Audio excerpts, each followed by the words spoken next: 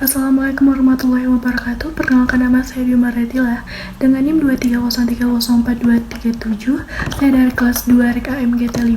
Di sini saya akan menjelaskan materi tentang kegiatan pengalokasian dana dari mata kuliah bank dan lembaga keuangan lainnya. Nah, pengertian pengalokasian dana yaitu menjual kembali dana yang diperoleh dari penghimpunan dana dalam bentuk simpanan. Pengalokasian dana menurut bank konvensional itu bisa disebut dengan kredit, sedangkan menurut bank syariah disebut dengan pembiayaan. Di sini terdapat pengertian kredit dan pembiayaan menurut undang-undang. Nah, menurut undang-undang, kredit itu penyediaan uang atau tagihan yang dapat dipersamakan berdasarkan persetujuan atau kesepakatan pinjam-meminjam antar bank dengan pihak lain yang mewajibkan pihak meminjam melunasi hutangnya setelah jangka waktu tertentu dengan pemberian bunga.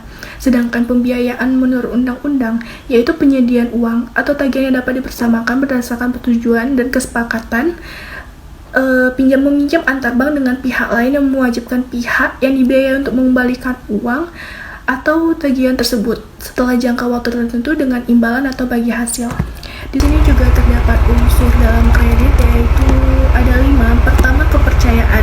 Dalam kredit tentu harus ada kepercayaan antara kedua belah pihak, yaitu antara pemberi pinjaman dengan peminjam.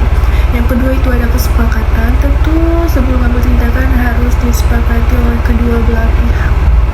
Yang ketiga ada jangka waktu. Nah, setiap kredit pasti akan diberikan jangka waktu maupun jangka waktu pendek atau panjang, dan pemberian jangka waktu ini juga tentu sudah disepakati dari awal secara bersama.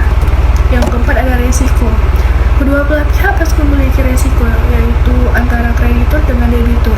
Nah, kreditur ini memiliki resiko ketika terjadi kredit macet, yang debitur memiliki resiko membayar biaya tambahan jika terjadi keterlambatan pembayaran. Nah, yang kelima itu ada balas jasa. Tentu institusi tidak memberi kredit secara cuma-cuma.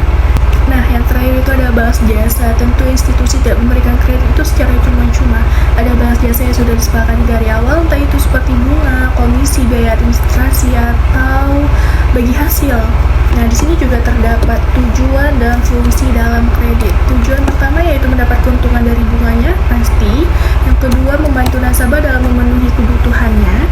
Nah, yang ketiga, memajukan perekonomian Indonesia dalam perkreditan. Nah, terdapat juga fungsi di dalam kredit tersebut. Pertama, dapat meningkatkan daya guna uang, meningkatkan peredaran uang, memotivasi kemajuan usaha, meningkatkan daya guna barang, dan meningkatkan stabilitas ekonomi, bisa juga merevolusi pola pikir masyarakat Indonesia. Nah, selain unsur, tujuan, dan fungsi, sini juga terdapat jenis dari kredit. Nah, yang pertama itu ada kredit investasi, yang kedua ada kredit usaha rakyat atau bisa disebut dengan KUR, yang ketiga ada kredit modal kerja, bisa disebut dengan KMK, yang keempat itu ada kredit perumahan, yang kelima ada kredit kendaraan bermotor, keenam ada kredit koran, kredit seperti kredit rekening koran, yang ketujuh ada installment loan. Nah, yang ke-8 itu kredit umum seperti biasanya. Yang ke-9 ada kredit dengan jaminan